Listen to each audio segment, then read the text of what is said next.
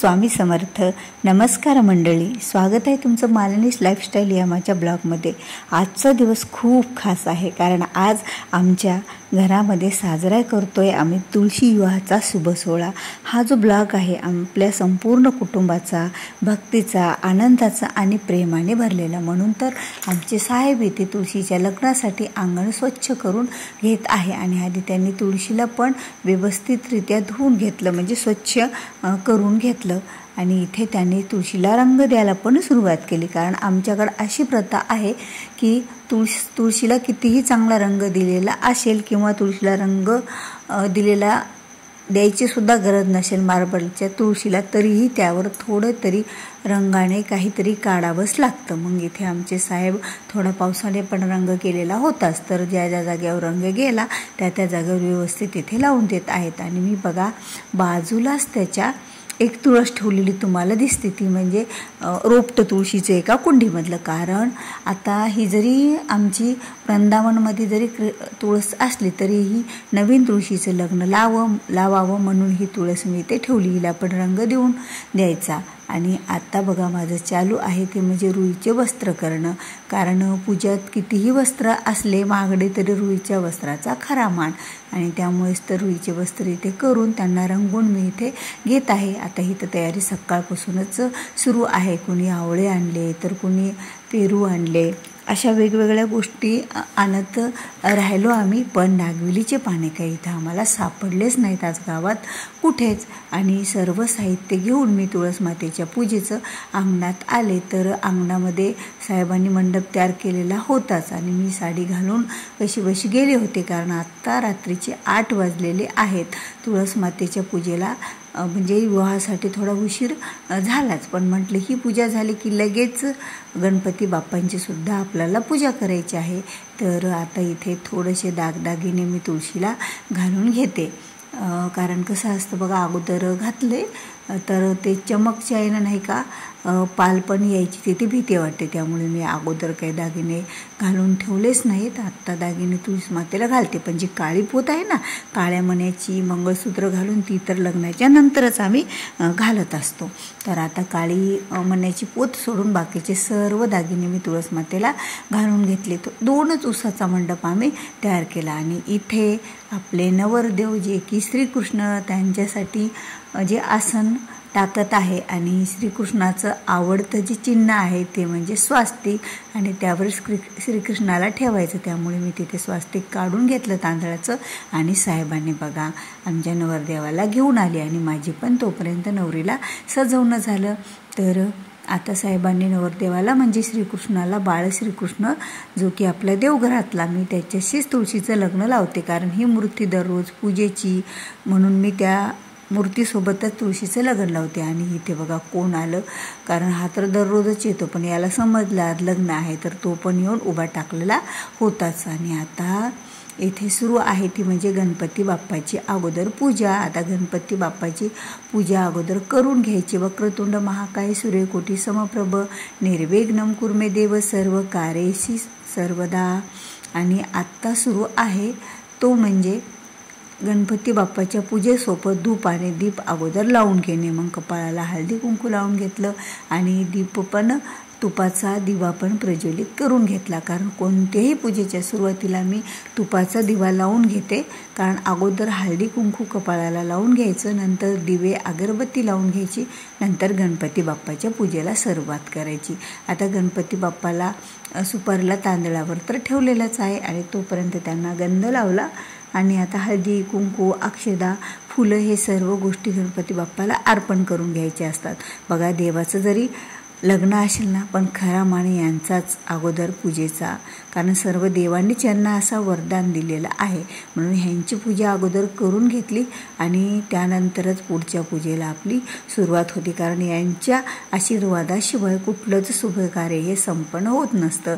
आणि यांना पण मी एक वस्त्र, रुईचं वस्त्र अर्पण केलं गणपती बाप्पाला, जे की सुपारीचे गणपती बाप्पा, आणि एक लाल फूल पण मी त्यांना अर्पण केलं, ते म्हणजे गुलाबाचं. आता एक सांगण्याचा हेतू म्हणजे गणपती बाप्पाला लाल फूल आवडतं, म्हणून मी इथे लाल गुलाबाचं फूल पाकळी अर्पण केलेली आहे. आता गणपती बाप्पाची पूजा तर संपन्न झालीच, पण यानंतर आत्ता अभिषेक घालायचा आहे, तो म्हणजे आपल्या देवघरातील बाळकृष्णाला. आणि आता अभिषेकाचं साहित्य म्हणजे जे काही दूध, तूप, पंचामृत आणि साधं पाण्यानं स्नान पण गणपती बाप्पाला इथे आता घालून घेतला. आणि खरंच आज तुळशीला हार पण एवढा मस्त सापडला होता गुलाबाच्या फुलाचा, आणि मी घरी कृष्णासाठी सुद्धा गुलाबाच्या फुलांचाच हार करून ठेवला, थोडे मध्ये मध्ये चांगला हार दिसण्यासाठी पांढरी फुले घालून. आणि इथे बघा आमची कृष्णाचा अभिषेक होत आहे. बाळकृष्णाचा अभिषेक घालून त्यांना कपडे, नवीन वस्त्र वगैरे सर्व ज्यांचे काही दागिने आहेत ते सर्व घालून मग त्यांना पाटावर चौरंगावर लग्नासाठी तुळशीसोबत ठेवायचं आहे. आणि खरंच बाळकृष्णाला आंघोळ घालून घेतली आणि एवढं प्रसन्न वातावरण वाटत होतं ना की असं एक सौम्य वातावरण. एरवी पण रात्रीचं वातावरण खूप चांदण्या पडल्याच्या नंतर छान दिसतं आणि अशात पाऊस पण नाही आहे, त्यामुळे वातावरण पण प्रसन्न झालेलं आहे आणि थोडी थंडीला पण सुरुवात झालेली आहेच. आणि बाळकृष्णाला त्यांच्या जागेवर स्वास्तिकवर मी ठेवून दिलं. आणि खरंच बाळकृष्णाचं रूप आज लग्न आहे का काय म्हणून खूपच उठावदार आणि सुंदर असं दिसत होतं. तर आता सुरुवात झालेली आहे ती म्हणजे पूजेला. बाळकृष्णांची पूजा करून घेतली सगळी, पण हार आहे ना तर तो हार मी सर्व पूजा आणि लग्न लागल्याच्या नंतर घालायचा असतो. आणि त्याचबरोबर आवळ्याची पूजा म्हणजे आवळा हा तुळशीत ठेवायचा असतो, आमच्याकडे प्रथा आहे. आणि त्याचबरोबर बांगड्या पण मी तिथे ठेवून दिल्या, कारण आता ओढणी वगैरे लावलेली होती, तर मग त्या तुळशीमध्ये बांगड्या कशा घालावं, आणि त्यांचं लग्न आहे तर परत त्यांचे पाने वगैरे गळतात, म्हणून मी बांगड्या पण दोन्ही साईडला ठेवली. आता उद्या पूजा उचलल्याच्या नंतर त्यांच्या एखाद्या फांदीमध्ये 2 फांद्यामध्ये त्या बांगड्या टाकून घ्यायच्या. आता दोघांची पण पूजा इथे संपन्न झालेली आहे. आणि मागच्या वर्षी कसं होतं की माझ्या मुलीचं म्हणजे दीपालीचं लग्न एका महिन्यावर होतं, यामुळे सर्व पाहुणे आणि दीपाली, ओम असे बरेच जण तुळशीच्या लग्नाला होते, पण यावेळेस फक्त आम्ही दोघं आणि दोघांनी मिळून असं लग्न थाटामाटात तुळस मातेचं लावायला सुरुवात केली. आत्ता तुळस मातेसाठी ओटी पण मी अगोदर भरून घेते इथे, कारण एकदा साडी घातली म्हणजे त्यांची ओटी भरून घ्यावी लागते. मग आता ओटीमध्ये कसं ठेवणार म्हणून मी ओटीला दाखवलं आणि समोर त्यांच्या आता हेअरला हळदी कुंकू पण लावून घेतलं त्या ब्लाऊज पीसला मी. आणि असं ब्लाऊज पीस शिवायचं ठेवायचं तिथं की जे आपल्याला त्याचं ब्लाऊज शिवायचं आहे. तर मी एका माझ्या नवीन साडीवरचं असं म्हणतात ना तुळशीच्या लग्नात अगोदर आवळ्याने ओटी भरावी, मग अगोदर आवळ्याने ओटी भरली आणि नंतर बाकीच्या साहित्याने ओटी भरली. 5 वेळा आधी तुळस मातेला नमस्कार करून घेतला.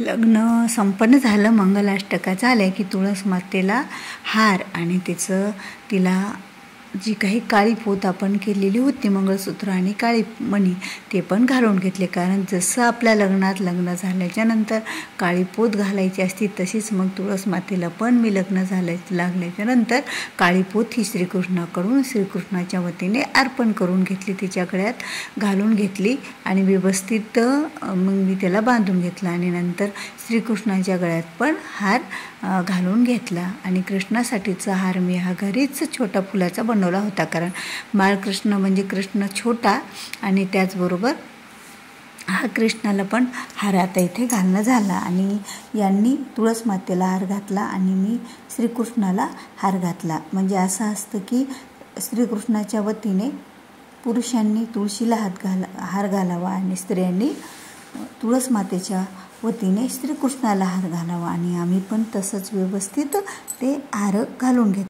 पूर्ण लग्न संपन्न झालं, पण त्यानंतर आरती आणि नैवेद्य करून घेतला.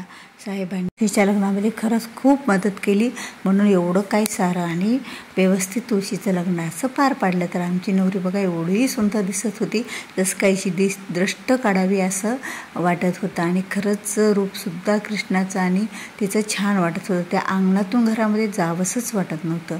तिथे थांबावं आणि त्या दोघांना बघत बसावं, स्तोत्रमंत्र वाचत बसावे. आणि खरंच लग्न हे थाटामाटात आमचं तुळशीचं साजरं झालं. आणि तुळस मातेचा आणि श्रीकृष्णांचा आशीर्वाद घेऊन त्यांच्या लग्नाच्या सर्वांनाच आशीर्वाद मिळावा हीच मी तुळस मातेवरती प्रार्थना